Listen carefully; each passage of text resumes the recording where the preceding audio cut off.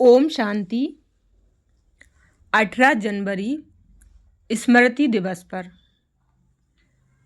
ब्रह्मा बाबा की अद्भुत जीवन कहानी को सुनेंगे। संसार इनको अनेकों शास्त्रों के अनुसार आदि देव या आदम के नाम से याद करता है। वेदानुसार ब्रह्मा को सृष्टि का रचयिता कहा गया है। हम अब समझते हैं कि निराकार परमात्मा शिव ब्रह्मा के द्वारा नई दुनिया की रचना करते हैं। ब्रह्मा बाबा का जीवन कितना साधारण व सेवार्थ था, जैसा कि बड़ी दादियों ने बताया और मुरली व बाबा के लिखित पत्रों से जाना। यह इस जीवनी में लिखित है। ब्रह्मा बाबा का लौकिक जीवन। ब्रह्मा बाबा का लौकिक नाम लेखराज कृपलानी था एवं उनका जन्म 15 दिसंबर 1884 को सिंध हैदराबाद, वर्तमान समय जो कि पाकिस्तान में है, पिता खूबचंद कृपलानी के घर में हुआ था, जो कि एक ग्रामीण पाठशाला के हेडमास्टर थे। लेखराज की मां का देहांत उनकी अल्प आयु में ही हो गया था। करीबन 20 साल की आयु में पिता खूबचंद का भी देहांत हुआ, जिसके बाद लेखराज ने कुछ वर्ष अपने काका की अनाज की दुकान पर काम किया। बड़े होकर उन्होंने हीरे परखने की ज्वेलरी की कला सीखी और समय के साथ साथ कलकत्ता के नामचीन हीरे के व्यापारी बन गए। उनका व्यापार मुंबई तक भी पहुंचा। समाज में भी उनका बड़ा मान था व उनको लोग आदर से लखी दादा कहते थे। जब उनकी आयु 60 साल के करीब रही होगी तो परमात्मा शिव ने आकर उन्हें कुछ साक्षात्कार करवाए, जिसके बाद यह कहानी शुरू होती है। ओम मंडली और आदि यज्ञ 1935-36 से ही दादा लेखराज को परमात्मा द्वारा साक्षात्कार होने लगे थे। उस समय उनको यह निश्चय नहीं था कि यह सब कौन करा रहा है। दैवीय प्रेरणा अनुसार दादा लेखराज एक पाठशाला का आरंभ कर आने वाले बच्चों को गीता के पाठ व आध्यात्मिक संस्करण सुनाने लगे थे। इस पाठ का आरंभ ही गीता के रचयिता श्री कृष्ण नहीं बल्कि निराकार परमात्मा शिव हैं की व्याख्या से हुआ था। इस संगठन को ओम मंडली के नाम से जाना लगा, क्योंकि वहां ओम शब्द का उच्चारण होता और आने वालों में से कई माताएं व बच्चे व बुजुर्ग ध्यान में चले जाते थे। विस्तार में जानने के लिए हमारे हिस्ट्री पेज पर जाएं। ईश्वरीय प्रेरणा अनुसार दादा लेखराज ने अपनी सारी ही संपत्ति कुछ समर्पित माताओं व कुमारियों की एक ट्रस्ट बनाकर उसमें दे दी। यह यज्ञ माताओं द्वारा संभाला जाने लगा और एक रूहानी यात्रा का आरंभ हुआ। जो समर्पित थे वे आकर कराची, जो कि पाकिस्तान में है, उसमें बस गए और वर्ष स्वपरिवर्तन हेतु तपस्या में 14 वर्ष स्वपरिवर्तन हेतु तपस्या में बिताए। ब्रह्मा बाबा के बचपन से अर्थात 1936 की कहानी फिर से साक्षात्कार और ओम मंडली किस प्रकार निर्मित हुई, इससे संबंधित वीडियो नीचे दिया है। 1992 से सेवा में वृद्धि हुई एवं संपूर्ण भारत से जिज्ञासु सेवा केंद्रों में आने लगे। बाप दादा द्वारा लिखित पत्र भारत के सभी सेवा केंद्रों में रहने वाले फरिश्तों के मार्गदर्शक बने। ब्रह्मा बाबा का व्यक्तित्व व उनके गुण। ब्रह्मा बाबा, जिनको 1948 में यह नाम दिया गया, एक विशेष आत्मा जिसने अपने जीवन में एक श्रेष्ठ एवं अनोखा पाठ निभाया। वह भाग्यशाली रथ बने जिन द्वारा परमात्मा ने मनुष्य मात्र को सत्य ज्ञान प्रदान किया और नई दुनिया की स्थापना करवाई। ब्रह्मा बाबा के गुण अतुलनीय थे।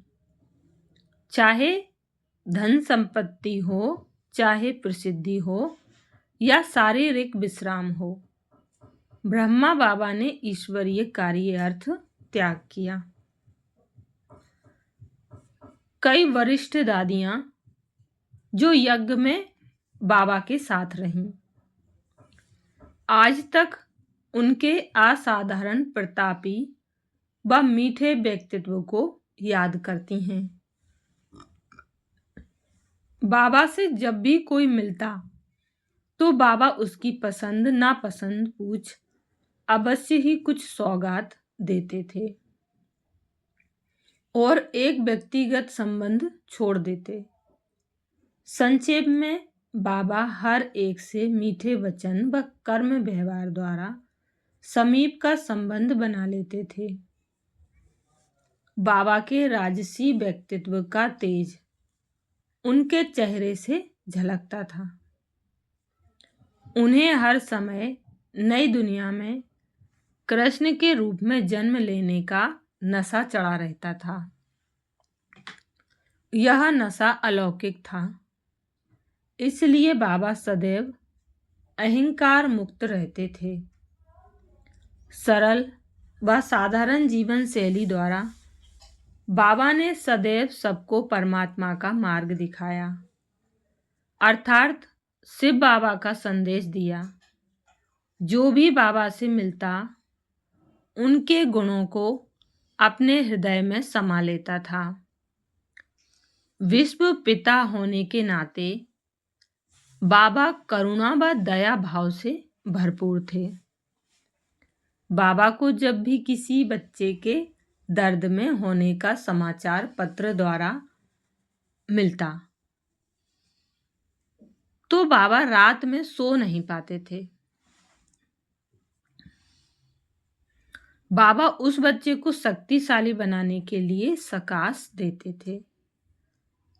बाबा को यज्ञ में अनेकों विघ्न आए, जिनका सामना उन्होंने परमात्मा शिव बाबा की श्रीमत पर चलते चलाते किया और सफलतापूर्वक विघ्नों को पार भी किया। बाबा का जिम्मेवार और प्रेम स्वरूप। जब मम्मा 1965 में अव्यक्त हुई तो बाबा पर यज्ञ की जिम्मेदारियां बढ़ गईं। दूसरी तरफ नए नए सेवा केंद्र भी खुलने लगे।